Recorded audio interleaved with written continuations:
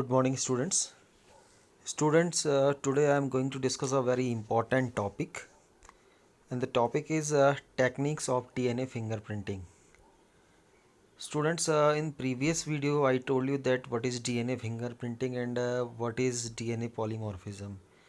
And today I am continuing the same topic, and I will explain that in what are the different techniques which are used in DNA fingerprinting. तो initially I want to tell you that कि जो DNA fingerprinting की जो technique है it was developed by a scientist Alec Jeffrey. तो Alec Jeffrey ने DNA fingerprinting की technique को डेवलप किया, डिस्कवर किया, and it is also known as DNA typing और डीएनए प्रोफाइलिंग. ठीक है, और इस टेक्निक को डीएनए फिंगरप्रिंटिंग को कभी कभार हम डीएनए टाइपिंग या डीएनए प्रोफाइलिंग के नाम से भी जानते हैं. And Alec Jeffrey basically used satellite DNA as a probe that shows a very high degree of polymorphism and called as variable number of tandem repeats. तो कहने की बात यह है कि जो एलेक्स जेफरी थे इन्होंने डीएनए फिंगरप्रिंटिंग के लिए सैटेलाइट डीएनए का यूज़ किया. As we know that satellite DNA के पास क्या होते हैं, काफ़ी ज़्यादा अमाउंट में, काफ़ी ज़्यादा नंबर में रिपीटेटिव डीएनए के सीक्वेंसेस होते हैं. इनको हम बोलते हैं variable number of tandem repeats, VNTR. आपके लिए नया टर्म है. तो VNTR का मतलब क्या है, वेरिएबल, क्योंकि जो ये रिपीट्स होते हैं हर एक इंडिविजुअल में, यानी रिपीटेड सीक्वेंसेस जो होते हैं हर एक इंडिविजुअल में डिफरेंट डिफरेंट टाइप के होते हैं, यानी वेरिएबल होते हैं. तो इसीलिए इसे हम कहते हैं कि these are variable number of tandem repeats. तो टेंडम का मतलब यहाँ सीक्वेंसेस से है. तो यानी कि वेरिएबल नंबर में इन सीक्वेंसेस का रिपीट करना से, और ये किसके पास होता है, केवल सैटेलाइट डीएनए के पास होता है. तो इन्होंने सैटेलाइट डीएनए का यूज़ किया एज ए VNTR, क्योंकि इसके पास कई सारे VNTRs होते हैं. ठीक है, और इस टेक्निक को पूरा करने के लिए उन्होंने एक ब्लॉटिंग टेक्निक ली जिसको बोलते हैं सॉदर्न ब्लॉटिंग. तो इस सॉदर्न ब्लॉटिंग में क्या होता है कि एक रेडियो एक्टिव VNTR को लिया जाता है एज ए प्रोब और इस टेक्निक को पूरा किया जाता है. अब क्या है, कैसे ये होता है, I am going to discuss in detail. तो जब मैं स्टेप बाय स्टेप आपको समझाऊंगा तो डीएनए फिंगरप्रिंटिंग की पूरी प्रोसीजर मैं आपको एक साथ एक्सप्लेन करूंगा. ठीक है, तो डीएनए जो फिंगरप्रिंटिंग है, डीएनए फिंगरप्रिंटिंग में कुछ स्टेप्स में कंप्लीट होती है. Now the techniques has following steps. तो पहले पहले एक एक करके मैं आपको सारे स्टेप्स समझाऊंगा. तो पहला स्टेप क्या है, डीएनए फिंगरप्रिंटिंग आप कर रहे हैं तो पहला स्टेप होगा डीएनए को आइसोलेट करना. यानी डीएनए इज आइसोलेटेड और extracted from the cells with the help of a high speed centrifugation machine. ठीक है, तो आप सेंट्रीफ्यूगेशन करते हैं, बहुत हाई स्पीड में सेंट्रीफ्यूगेशन किया जाता है मशीन्स के थ्रू और डीएनए को एक्सट्रैक्ट कर लिया जाता है सेल से. Now you are observing a diagram, later on I will discuss about it. तो दूसरी जो टेक्निक है वो आपने क्या किया, सबसे पहले डीएनए को आपने आइसोलेट कर लिया. यानी आपको जो डिजायरेबल डीएनए था उसको आपने सेल से बाहर निकालना है, उसको एक्सट्रैक्ट करना है, उसको आइसोलेट करना है. तो सबसे पहले आइसोलेशन का काम करेंगे. दूसरा काम करेंगे एम्प्लीफिकेशन. अब एम्प्लीफिकेशन का मतलब क्या होता है, तो एम्प्लीफिकेशन का मतलब सिंपल वर्ड में होता है बढ़ाना किसी भी चीज़ को. ठीक है, तो many copies of extracted DNA can be made by use of the polymerase chain reaction. एक होती है टेक्निक जिसको बोलते हैं PCR. ठीक है, पॉलीमरेज चेन रिएक्शन आप बायोटेक्नोलॉजी में डिटेल में पढ़ेंगे इसमें. ठीक है, तो आप देखेंगे कि इसमें PCR की टेक्निक में जो आपका डिज़ायरेबल डीएनए होता है, इस डीएनए को आपने क्या करना होता है, इसकी मल्टीपल कॉपीज़ बना लेते हैं आप. ठीक है, तो जिसको बोलते हैं एम्प्लीफिकेशन. तो यानी उस डीएनए की कई सारी कॉपीज़ तैयार कर ली जाती हैं जिसको एम्प्लीफिकेशन कहा जाता है. तीसरा स्टेप होता है डाइजेशन. डाइजेशन का मतलब है कि जो डीएनए अब आपका है उस डीएनए को फ्रेगमेंट्स में काटा जाता है. ठीक है, जिसको फ्रेगमेंटेशन भी कह सकते हैं हम. ठीक है, या डाइजेशन इसको बोला जाता है. तो यहाँ पर अभी डीएनए को काटने का काम कौन करता है, you know very well that एक एंजाइम होता है जिसका नाम होता है डीएनए, जिसका नाम होता है रिस्ट्रिक्शन एंजाइम. ये रिस्ट्रिक्शन एंजाइम कौन सा वाला यूज़ करते हैं, दो तरह के रिस्ट्रिक्शन एंजाइम हो सकते हैं, एक्सो न्यूक्लियसेस और एंडो न्यूक्लियसेस. तो यहाँ पर हम एक्सो को यूज़ नहीं करेंगे, यहाँ पर हम एंडो वाले को यूज़ करेंगे. तो यानी एंडो न्यूक्लियसेस नाम का रिस्ट्रिक्शन एंजाइम होता है. इसकी मदद से डीएनए को फ्रेगमेंट्स में काट लिया जाता है जिसको बोलते हैं डाइजेशन ऑफ डीएनए. तो पहला स्टेप आपने देखा क्या था, आइसोलेशन ऑफ डीएनए. दूसरा आपने देखा एम्प्लीफिकेशन और तीसरा अब हो गया आपका डाइजेशन. अब होता है सेपरेशन. अब सेपरेशन का मतलब क्या है, सेपरेशन में डीएनए के फ्रेगमेंट्स को अलग अलग करना. तो इसको अलग अलग करने के लिए हम क्या करते हैं, एक टेक्निक का यूज़ करते हैं जिसको बोलते हैं जेल इलेक्ट्रोफोरेसिस. ठीक है, तो जेल इलेक्ट्रोफोरेसिस में क्या करते हैं, एक्चुअल में एक जेली शेप एक सब्सटेंस होता है जिसको बोलते हैं एगारोज. इस एगारोज में डीएनए को हम ड्रॉप कर देते हैं और इस एगारोज में 2 इलेक्ट्रोड्स को हम प्लेस कर देते हैं, एक पॉजिटिव इलेक्ट्रोड और एक नेगेटिव इलेक्ट्रोड। ठीक है, तो अब जब इलेक्ट्रिक करंट फ्लो होने लगेगा तो जाहिर सी बात है कि यार जो पॉजिटिव इलेक्ट्रोड है इसमें पॉजिटिव चार्ज होगा और नेगेटिव इलेक्ट्रोड में नेगेटिव चार्ज होगा, यानी एनोड के पास पॉजिटिव चार्ज होगा और कैथोड के पास नेगेटिव चार्ज होगा। तो क्या होगा, DNA, as we know that DNA is negatively charge substance, तो डीएनए जो होगा वो पॉजिटिव इलेक्ट्रोड की ओर चलना स्टार्ट करेगा, यानी एनोड की ओर चलना स्टार्ट करेगा। तो जब वो चलना स्टार्ट करता है एनोड की ओर, तो क्योंकि वो एगारोज जेल पे रखा गया है, तो एगारोज जेल जेली शेप है, उसमें बहुत माइन्यूट माइन्यूट पोर होते हैं। तो जो छोटे छोटे फ्रेगमेंट्स होंगे डीएनए के, वो तो आसानी से इन पोर से निकल करके बहुत दूर पहुंच जाएंगे और बड़े फ्रेगमेंट पीछे रह जाएंगे। ठीक है, तो इस प्रोसेस को बोला जाता है आपका सेपरेशन। तो यहाँ पर जेल इलेक्ट्रोफोरेसिस की मदद से डीएनए के बड़े और छोटे फ्रेगमेंट्स को हम क्या कर लेते हैं, सेपरेट कर लेते हैं ना। वो आपके फ्रेगमेंट सेपरेट हो गए ना। अब नेक्स्ट स्टेप के लिए आप जाएंगे, इसको बोलते हैं साउदर्न ब्लॉटिंग। मैंने थोड़ी देर पहले कहा था, मैंने अभी थोड़ी मैं बताऊंगा कि आपको साउदर्न ब्लॉटिंग होती क्या है। तो साउदर्न ब्लॉटिंग में क्या करते हैं, अब जो डीएनए के फ्रेगमेंट्स हैं, इन फ्रेगमेंट्स को हम क्या करते हैं, इन फ्रेगमेंट्स को हम एक सिंथेटिक मेम्ब्रेन लेते हैं। ये मेम्ब्रेन या तो आपकी नायलॉन की बनी हुई होती है, या तो ये मेम्ब्रेन नाइट्रोसेलुलोज की बनी हुई होती है। तो उस मेम्ब्रेन में हम इन जो भी आपके क्या है डीएनए के फ्रेगमेंट्स हैं, इन्हें क्या कर देते हैं, ट्रांसफ़र कर देते हैं, यानी transfer of separated DNA fragments to a synthetic membrane. ठीक है, एक सिंथेटिक मेम्ब्रेन में इनको ले जा करके हम अटैच कर देते हैं और इसको हम बोलते हैं ये जो सिंथेटिक मेम्ब्रेन होती है, या तो हम बोल सकते हैं ये नायलॉन की बनी होती है, नाइट्रोसेल्यूलोज की, और इस पूरे प्रोसीजर को हम बोलते हैं साउदर्न ब्लॉटिंग।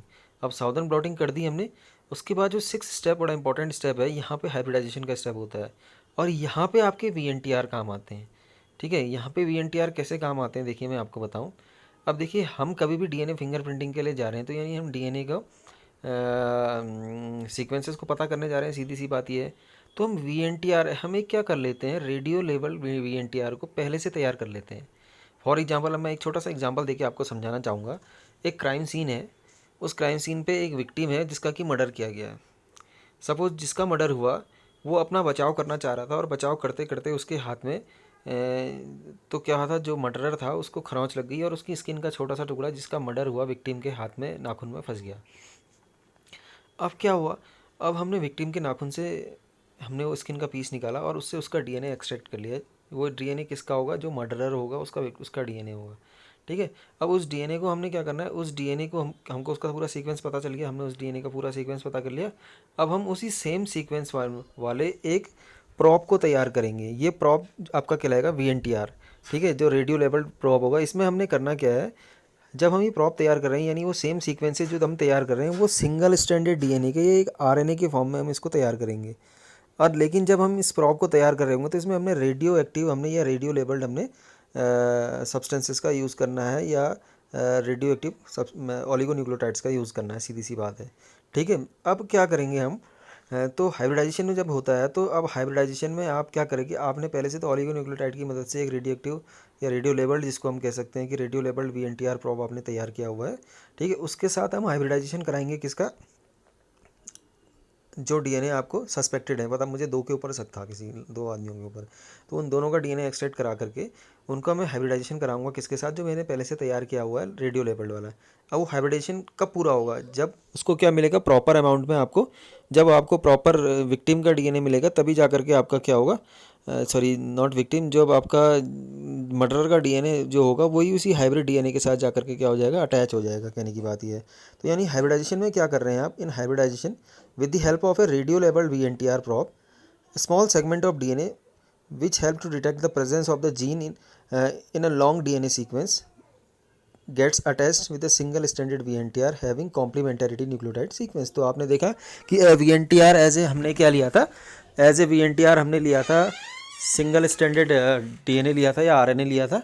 ये क्या करेगा, आपका सस्पेक्टेड जो पर्सन होगा उसके डीएनए के साथ जाकर के हाइब्रिडाइज हो जाएगा। अब जब हाइब्रिडाइज हो गया तो उसके बाद आपने लास्ट और फाइनल स्टेप करना है, आपने ऑटो रेडियोग्राफी। ऑटो रेडियोग्राफी में आपने क्या करना है, जो आपके हाइब्रिडाइज्ड आपके डीएनए फ्रेगमेंट्स हैं इनकी ऑटो रेडियोग्राफी करनी है। और ऑटो रेडियोग्राफी आप करेंगे तो कई सारे डार्क बैंड आपको डिफरेंट साइज़ के इसमें नज़र आने स्टार्ट हो जाएंगे। तो इस तरह डीएनए फिंगरप्रिंटिंग के 7 स्टेप होते हैं। पहला है आपका आइसोलेशन, दूसरा एम्पलीफिकेशन, तीसरा डाइजेशन, चौथा सेपरेशन, पांचवा सॉदर्न ब्लॉटिंग, छठा हाइब्रिडाइजेशन। हाइब्रिडाइजेशन में अगर अभी भी कोई कन्फ्यूजन है तो मैं दोबारा बताऊं। हाइब्रिडाइजेशन में आपको क्या करना होता है, रेडियो एक्टिव वीएनटीआर लेना होता है। रेडियो एक्टिव वीएनटीआर आपने खुद से तैयार करना होता है जो रेडियो लेवल्ड होता है, और ये सिंगल स्टैंडर्ड वीएनटीआर होता है। और इसको जब इसको ट्रीट किया जाता है सस्पेक्टेड डीएनए के साथ, तो सस्पेक्टेड डीएनए क्या करेंगे, क्योंकि ये इसको हाइब्रिड इसलिए बोला क्योंकि ये रेडियो लेवल्ड है। ठीक है, अब सस्पेक्टेड डीएनए दो हैं, दो सस्पेक्टेड पर्सन है, तो दोनों का डीएनए तो उसके साथ हाइब्रिड बनाएगा नहीं, सीधी सी बात है, क्योंकि कॉम्प्लीमेंटरिटी के प्रिंसिपल पे काम करेगा, अपने कॉम्प्लीमेंट्री स्ट्रैंड के साथ ही ऐड होगा। तो जो सस्पेक्टेड में जो आपका एक्चुअल में मर्डर है वही हाइब्रिड बनाएगा, और दूसरा वाला उसके साथ अटैच ही नहीं होगा क्योंकि कॉम्प्लीमेंट्री स्ट्रैंड है ही नहीं।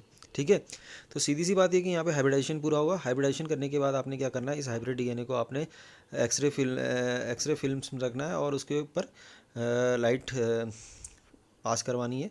ठीक है, और इसको बोला जाता है ऑटो रेडियोग्राफी। और जो हाइब्रिड होगा इसमें डार्क बैंड की फॉर्म में आपको, ऑरेंज या डार्क बैंड के फॉर्म में आपको साइन करता हुआ नज़र आ जाएगा।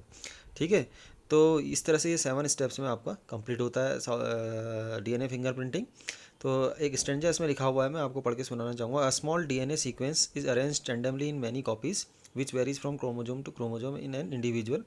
The number of repeats show a very high degree of polymorphism. तो ये जनरली एक्सप्लेन कर रहा है कि what are VNTRs, and VNTR में ये बता रहा है कि जो रिपीटेड सीक्वेंसेस हैं वो काफ़ी ज़्यादा नंबर में होते हैं।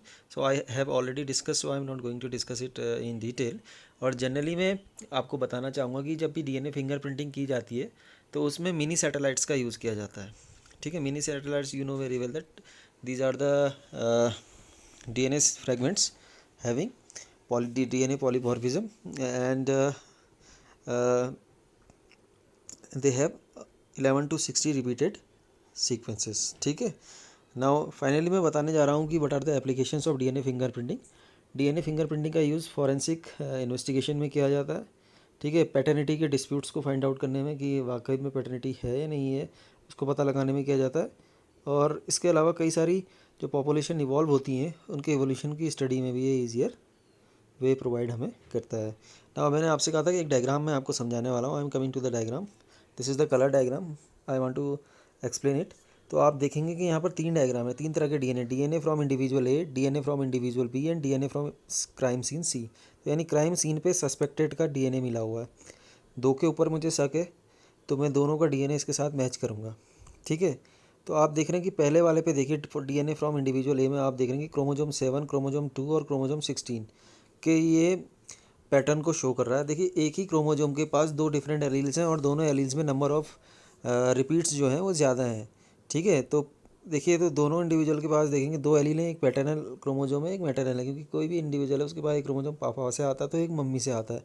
तो पैटर्नल और मैटरनल दोनों जो क्रोमोजोम है, उन क्रोमोजोम में अगर आप देखते हो, क्रोमोजोम का मतलब है कि एलील्स हैं डिफरेंट। ठीक है, तो इन एलील्स पे आप देखते हैं कि रिपीट्स का नंबर भी अलग अलग है। पहले वाले पे आप देख रहे हैं 3 है, तो अगले वाले पे 4 है। ऐसे क्रोमोजोम टू पे अगर आप काउंट करते हो तो येलो काउंट कीजिए कितने, 1 2 3 4 5 6 7 8 इस पे हैं, तो 7 इस पे है। ठीक है, ऐसे आप क्रोमोजोम 16 को काउंट करते हो तो 1 2 3 4 एंड 5 रिपीट्स क्रोमोजोम 16 पे एक एलील पे है, तो 1 2 3 4 5 6 7 8 9 10 11 एक पे है। ठीक है, तो ये रिपीट्स के नंबर को शो कर रहा है। अब इन रिपीट्स के नंबर को आप नीचे चेक करो ग्राफ पे, तो यहाँ पे आप देखिएगा इस वाले चार्ट पे देखिए इंडिविजुअल ए के आप काउंट कीजिए, रेड वाले कितने हैं, देखिए 2 डिफरेंट है ना, 3 हैं, 3 पे होगा। देखो ये है number of shots of tandem repeats, आप वाई एक्सिस पे देख सकते हैं। तो आप देखिए कितने हैं, पहले आप रेड से स्टार्ट कीजिए, ए पे 3 है, फिर कितने 4 है, बिल्कुल एग्जैक्ट।